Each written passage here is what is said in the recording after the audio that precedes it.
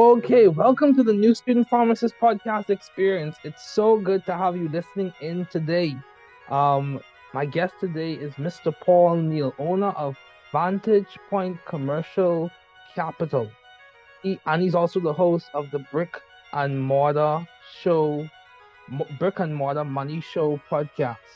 He's definitely accomplished in his field. Paul Neal is the owner of Vantage Point Commercial Capital and a trailblazer in empowering business owners to create wealth, autonomy, and control by owning their own commercial space. Not just an expert in commercial real estate, Paul is a master at making complex topics accessible and engaging. That's very powerful. His new book, Un-Lease Your Business, Unlock Wealth, Autonomy, and Control by Buying Your Building and Firing Your Landlord, delves into this transformative approach to commercial property ownership. Wow. The podcast guest, he brings a lot to the table. So I'm happy to have him. Welcome, Mr. Paul Neal. Yeah, Yeah, hey David, I'm excited to be here today. Excited to talk to young budding professionals and entrepreneurs. yeah. So my question to you is, can you give us a quick snapshot of your career trajectory and your life story? Well, what can you give us before we delve deep into like the transitions and the steps you took? What story could you share with us about your career that has really influenced and impacted you, to the point where you have made these strides? Yeah, sure. I s- I think it all began even sort of pre-career when I was young. I, for whatever reason, always had this desire to want to be free and do a lot of things and not be limited by um, what other people said I could do or have or whatnot. So that was always kind of my underlying motivation, still is today. And so I thought my career path was to study engineering and work in the field of engineering. That's what I studied in college. My father was an engineer. Honestly, I didn't know a lot about it and what they did. I just was pretty good at math and science, and I thought, well, maybe I can use this to, invent something or whatnot, and pursue my dreams and visions. And so went down that road and um, started working out in the field. And you want a story? So sort of a pivotal moment for me was as a newly sort of minted. In fact, actually, this was before I even finished school. I was in the co-op program, and one of the companies that I worked for, it's sort of like our co-op program is like an internship, but you would work a quarter, and then we were on the quarter system back then. So you'd work a quarter, and then you're in school for 2 quarters, and then you're back at the company. So I was sitting in a conference room that had about 8 people in it, and we were in there, and we were designing these network test boxes, this is sort of when at the beginning of the internet, when it started to become a big thing, and these were custom designed for large companies. So each box was like $80,000, and you would make some different changes and whatnot on it. Well, the thing was, David, we sat around the room, and I was mostly sort of a bystander because I was, again, co-oping. They argued for 2 to 3 hours. It seemed like an eternity about the color of the little yellow or the little rubber booties that went on this $80,000 box. And and I was like, "You've got to be kidding me!" I was like, "Is this going to be what I'm going to do, as an engineer?" And so it really kind of made a deep impression on me at that point that I needed to do something on my own and go out into business, and actually was the catalyst for me to do that and start looking at, how can I go into business for myself and own my own future. And that was kind of the one catalytic story. Wow, that's good. That's good. I can relate in some ways. I started off doing engineering for the first 2.5 years of my career, and then I transitioned off to biochemistry, and it's been an interesting journey, a good and interesting ever since. Now I'm in pharmacy school. So yeah, that's a very interesting point that you made. So as an entrepreneur yourself, how do you manage or how do you approach risk management when it comes to investing in commercial properties or investing in general? What's your framework? How do you? So obviously you've made some strategies, you've had some success, you've had a great degree of success. So how do you manage risks, even when it comes to like taking on new opportunities, on new investment opportunities, on new business opportunities, on new clients? How are you like framing risk in your approach? Yeah.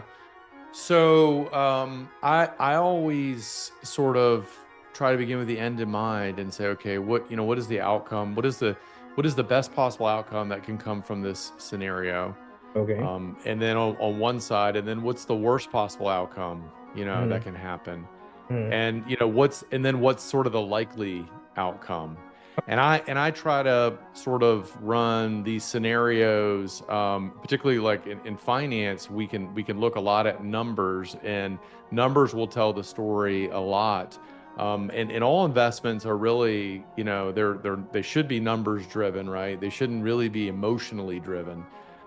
Emotions will lie to you, right? And they do frequently. And unfortunately, too many of us listen to our emotions. In fact, I think it was Warren Buffett that said, and he may not have been the original mentor of this, but he said, "Be greedy when others are fearful, and fearful when others are greedy." When it comes to investments, and so when everybody's on the bandwagon, that's the time to get off the bandwagon. And when nobody's on the bandwagon, that's the time to be looking to get in, right? So it's counterintuitive to what we feel, and which is hard because you're like, man, this just feels like the wrong thing to do. So then you have to then default to, okay, again, the logic, the numbers, what are we investing in?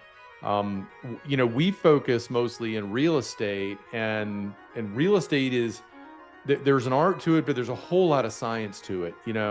Um, like a lot of people will invest in real estate and based on speculation, right? Like, I'm going to buy this property and I think it's in a good area, and I'm sure in 5 years it's going to be worth a lot more money. Well, that's a very sort of warm and fuzzy, feel good way to approach it. And it may work and it may not work. It's a little like going to Las Vegas, right? I mean, you don't know. I mean, I can put my money on red 23 and black 15 and hope the little ball lands there, right? Because I got a feeling. But more importantly, it's to understand what drives that investment, what drives the real estate. So what if I'm buying a building or buying an investment property, for instance. As I have a lot of young entrepreneurs and young professionals that once they start their careers are making some money and they want to start investing, and a lot of them want to start in real estate, and so a lot of them will start with a single family investment and whatnot. And in my recommendation and what I help them do is to understand. Let's look at the cash flow of this property. Let's look. You're going to invest a certain amount of money as a down payment, Mm-hmm. and that money could be invested somewhere else, right? You have all these options on where you could put your down payment money. And so there's an opportunity cost when you invest it in one thing and not the other. But then let's look at what are the rents you're going to bring in. How are the rents going to increase? And you can make some educated guesses on that based upon the market. And there are some things you can do to improve a property to also increase the rents. We can figure out very simply, what's the debt service going to be on that? What is the mortgage payment? We know what the taxes and the insurance are going to be. And so we can then run some models and say, okay, well, if rents go up by X%, then here's going to be your return. If they go up by, less than that, here's your return. If the property never appreciates a dollar, here's your return. But what if it does appreciate 3% a year or whatever? What's the return there? And then you compare that to the other options that are out there. So it's a matter of really understanding, where you're putting your money is probably, and how that works and what are the possible outcomes. And then you're not eliminating risk, but at least you're mitigating risk. You're understanding, intelligently going in. And even so, you don't always win, but you win many more times than you lose when you go into it with that kind of an attitude. Net Um, perspective. yeah. Because emotion, and I'm an emotional guy too, and I've made my share of mistakes, and that's it's always hard though to go left when everyone's going right, and vice versa. But that's where the money's made. And most wealth is made in down economies, not surging economies, because there's things are on sale. You have opportunities to buy things, and so many people that I know went in 2008 when real estate crashed, and they were buying properties literally for pennies on the dollar, and now those properties are worth a ton of money, and they did really, really well. But that's because they bought them when nobody wanted to buy them, when the market had fallen out. So Yeah. So I sounds like I need to have you as a recurring guest, hopefully, on this podcast to talk more about money management and financial skills. This is good. This is good. So you talk about a range of possible outcomes.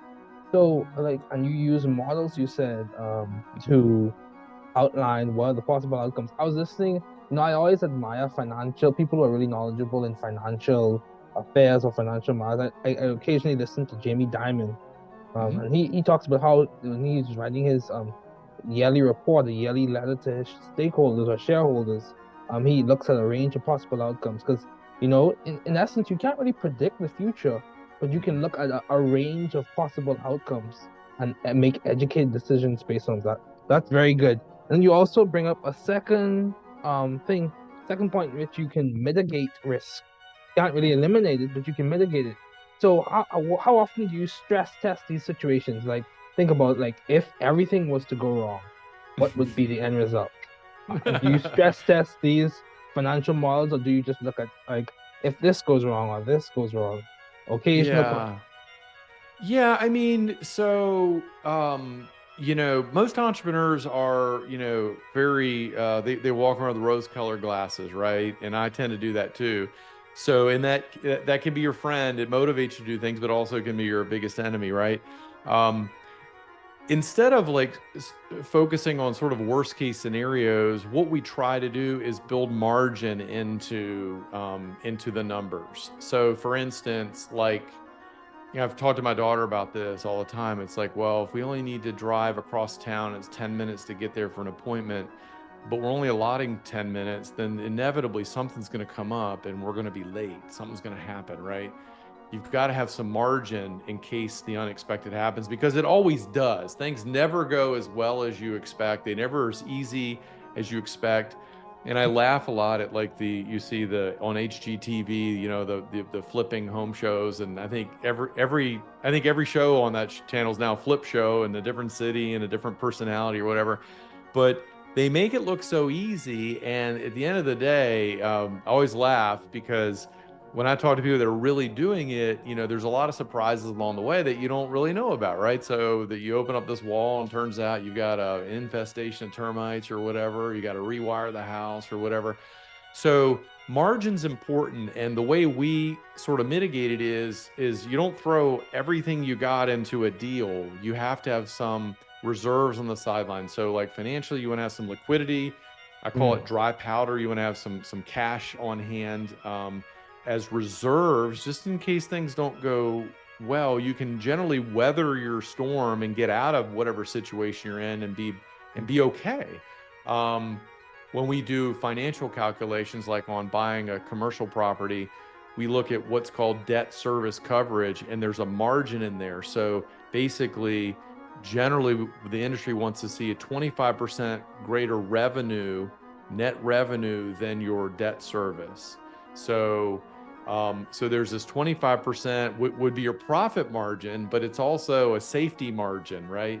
mhm. So in the event that something goes south, there's still there's some extra reserves to fall back on, and that's built in up front. And so that's going to limit, like you see right now, a lot of banks are cutting back on the amount of money or the percentage of money that they're going to loan on a particular piece of property, which means the borrowers are having to come to the table with more down payment money or more liquidity into the deal, because the banks are like, we want a little more margin in case the property market doesn't go the way everyone wants it or hopes it to go.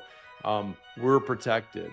And so as an investor, you have to kind of think the same way. You're like, okay, I know I know ideally what I want, but worst case scenario, this could happen. Most likely, neither are going to work. It's going to be somewhere in the middle. And so let me just kind of plan on that and emotionally plan on that. That if I expect this one deal is going to be my ticket to ride, right? Mhm. It probably won't be. It probably won't be. But if you do enough of those deals, eventually, you know, it works out generally in your favor.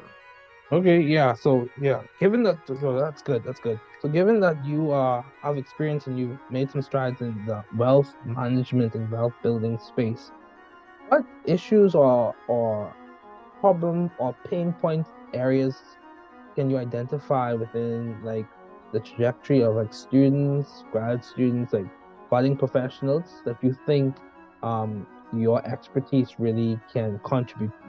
Let me phrase it differently. So what advice do you have for people who are in that phase when it Mhm. comes to wealth building? Because I'm not sure if I'm correct with this statement, but many times those are diametrically or there's a dichotomy that's presented. Either you're in school Mhm. or you're out of school and building wealth. Mhm. So, do you think they ever coincide in terms of building wealth in the school space or building wealth as you are in school? Is that even a possibility, or is that just like a fanciful dream? So I'm gonna maybe redefine the term or define the term wealth. Wealth, your personal wealth is not just your bank statement and what you have in your personal financial statement. Okay, so the biggest advice, which answers this question, I think, in my mind, based on my experience and what I've seen, is that if you're a student and you're in school today and you're learning a trade or a profession or some specialty, you're learning something that you're going to be able to apply, and then this skill you'll be able to then go take what you've learned, your knowledge, and take it to the marketplace and basically trade that knowledge for income and a lifestyle, right? I mean, that's why most people do it. Um, but here's the thing, what you have to realize if you're a student is that a lot of people, when they finish school, that's literally the last bit of learning that they ever do. And unfortunately, what you learn in school can be very effective in a trade, or like if, obviously you have to go to pharmacy school if you're going to be a pharmacist, so you have to Mm, do that. And I know pharmacists can do well financial, and it's a great career and all that. I know some, I have some friends that are. But what they don't teach you, and what I mhm, think you're doing here, which is awesome, is the bigger picture, and that is, hey, that's just one part of your overall life, right? And you want to take the opportunity to be a lifelong student on personal wealth, developing yourself in all areas, in your intellectual, in your physical, in your spiritual, in your emotional. Part of that is, investing and learning about other things outside of your trade. In your trade, you could do that for the rest of your life if that's what you want to do, and more power to you. But a lot of people may work in a field for a number of years and say, well, hey, now I want to leverage this and do something else. And if you've been smart with your decisions by continuing to educate yourself and get around people that have done things that you want to do, maybe inside and outside your field, then mhm. you grow, and as you be, then you will be able to do, and then you'll be able to have more. So the more you be, the more you can do, and the more you can have. A Oh, lot of people want to skip the be and the do and just get right to the have. wow. And so what they do is, David, they go out and they get in debt and they come out. So you've been a student, a starving student, let's say, for all these years, and now you're finally making a decent salary, right? Like people are going to pay you money, Oh and man. so what do? You go out and you buy a nice car and you do all this and you get the credit cards out, and that's the worst thing you can do. If you're Mm, going to do anything, my suggestion is put some money away. Even if you don't have a lot now, put it in your head, be thinking about it, planning on it, talking about it. And then when you do get the salary, your first investment ought to be into a house or somewhere you can live and buy, because now you're going to get on the equity train and start creating wealth in real estate. And that will open up amazing opportunities down the road for additional investments, whether it's in real estate or other things, because now your net worth is growing whether you're doing anything or not, because you've got to live somewhere. So you're going to rent something, you're going to pay somebody rent, and their rent's going to go up every single year, and you've got no control, and you got no equity, you got no tax advantages.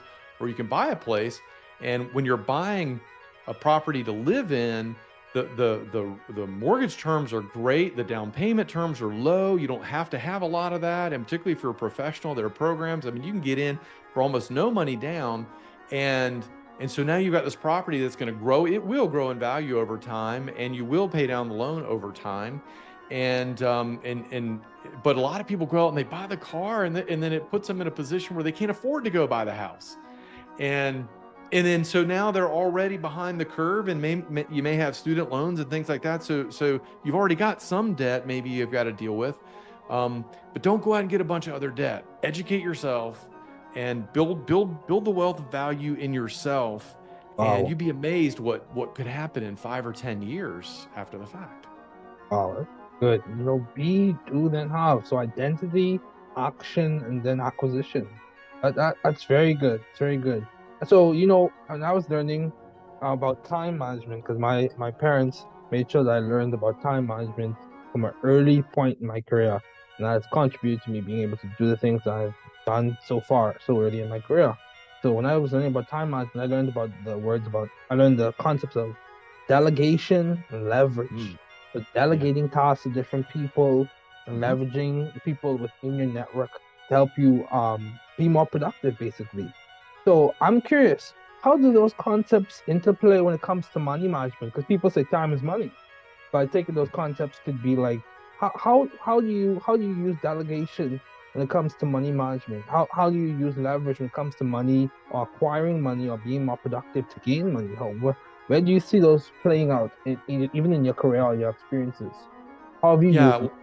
While I would disagree on the popular saying that time is money, Okay, okay, money is money. Time is life, okay. right? So you're trading your life for money, and it's interesting. There's a verse in the Bible that says redeeming the time, and so this idea of redeeming your time, you can buy back your life or your time with money, um, and Oh, you can get from here where I am in Virginia to Colorado, a lot of different ways. You can walk, you can ride a bike, you can drive, you can fly, um, and they all get you there. mm-hmm. Um, but they all get you there in different methodologies, but at different speeds and whatnot. So you could sort of the analogy would be leverage, and so as an individual, we have limited amount of time in our life, right? And so you got 24 hours in a day. I don't care how smart you are or how gifted you are, or not, right? Same time, just like you learn time management. And by the way, your parents obviously were very, very wise people to really set you on that path, which is an advantage. So you learn leverage. And so there's a lot of ways to leverage. Like, for instance, simple one, like I don't cut my grass. I haven't cut my grass for decades. It's not because I don't like the smell of freshly mown lawns. It's not because I wouldn't mind getting out and getting a break and just like, oh, this is great. I feel like I accomplished something. It's cut the grass, looks great. But it's that hour or two that I could use to do something more effective with my time that's a higher value than something that, just pushing a lawnmower, which anybody can do, right? Mm-hmm. It's getting an assistant, like in a business. So if you're a pharmacist, having an assistant that can do a lot of the things that, the tasks that don't really require the level of education and decisioning that a pharmacist has to do, but stuff that still has to get done, right? So you can train someone to do that and leverage your time, and therefore maybe double your time. Yep. We have it in real estate too. That's why a lot of people like real estate investment, because for a small down payment, then you can leverage an asset that's much more valuable and take Wow. advantage of appreciation. Mm. Um, so, for instance, if you were to buy, let's say you bought a $400,000 house, Yeah. um, Choose and you put examples. down Very good. Yeah, and you put down, let's say you're buying it for yourself. Let's say you put down 5%, so 20,000, or maybe even no money, but let's just say 5%, $20,000. So you put down $20,000, right, on this $400,000 house. But if you look at the average appreciation ratio based upon area that you live in the house and everything, but let's just say 3 to 4%. We'll say 4% to make the math work or to make it easy. So a 4% appreciation on a $400,000 house is a $16,000 increase in the value of the property Hmm. every year, Okay. compound. So you Wow. invested 20 in the end of the year, you made 16. So you made 16,000 on a $20,000 investment. Well, multiply that over 10 years, and now this property might be worth, 550,000, or I don't do the math in my head, but significantly more. You still only invested $20,000. So you leveraged a little bit, and you're able to leverage it versus putting 20,000 into the bank and getting a passbook savings rate, or even putting it into a stock, right? And let's say you can get yourself a 10% return, which is not easy. You're still only going to get $2,000 a year return on that $20,000 investment because it's not leveraged. Wow. So a lot of people like real estate from that standpoint, and then taking it to another level. If you buy an investment property, like a lot of young professionals will hack this, where they'll buy their first house knowing it's not their dream house, and they get in it for very little down, and then a year or two later they'll rent that house out and they'll go buy another house to live in. So they move to this other house, they've rented the first one, and then another year or two later they do the same thing, and they're continually sort of upgrading their lifestyle. Hmm. Meanwhile, you've got this trail of 1, 2, 3, 4, however many houses that are being rented that Wow. are bringing in positive cash flow Hmm. because the renters are paying the mortgage.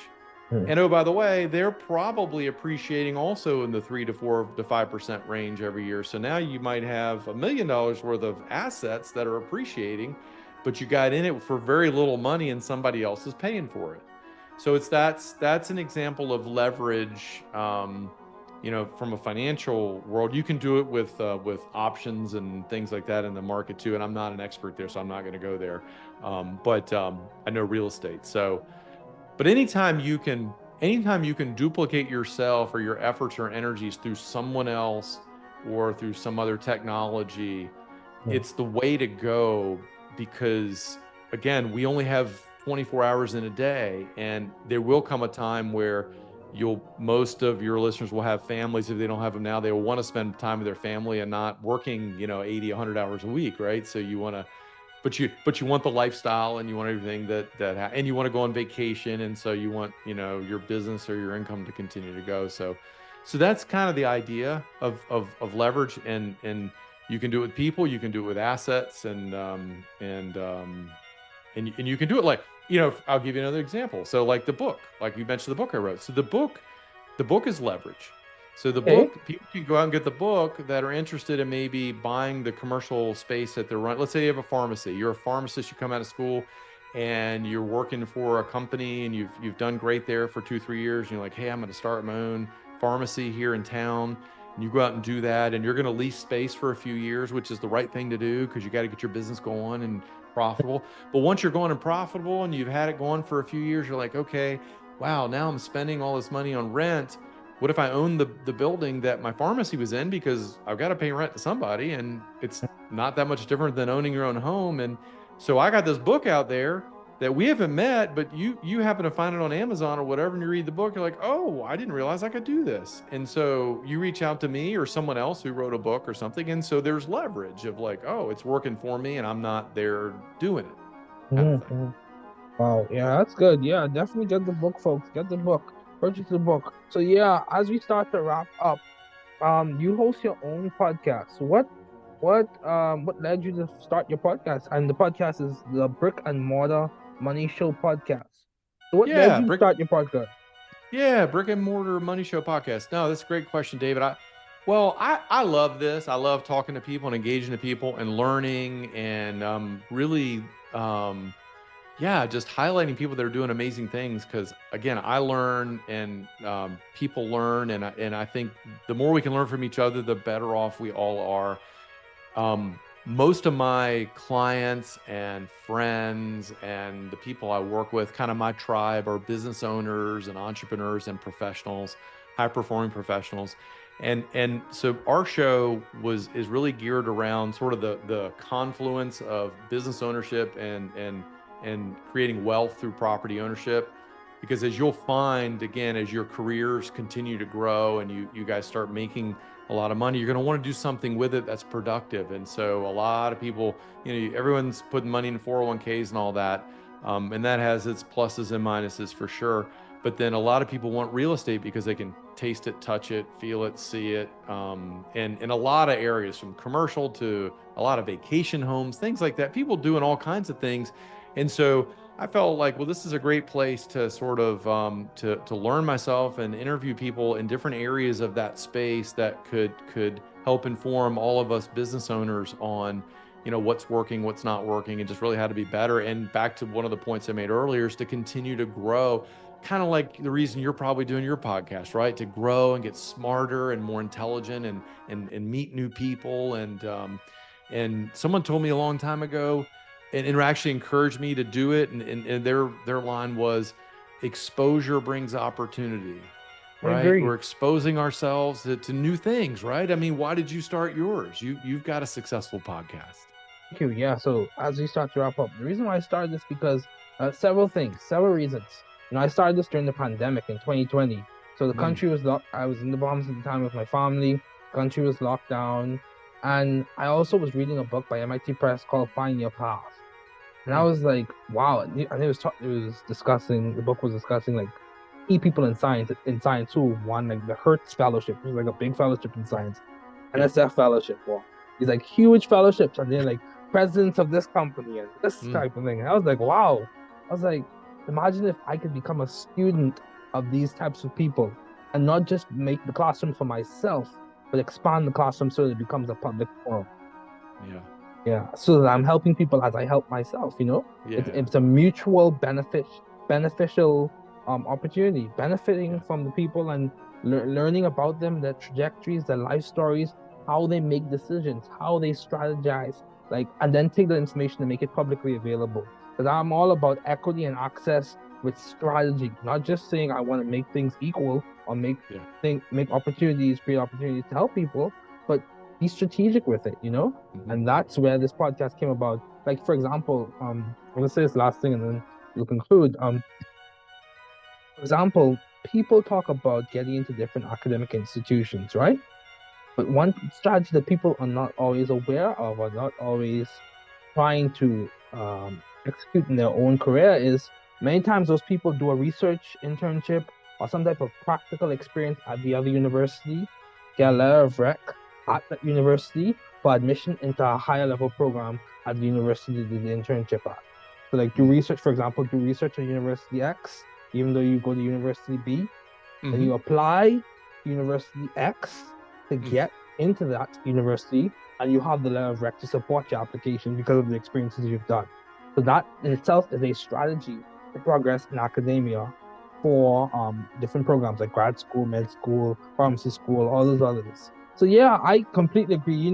Mr. Neal, I appreciate you sharing all these insights, talking about financial management, wealth building, like real estate. So any final words before we conclude?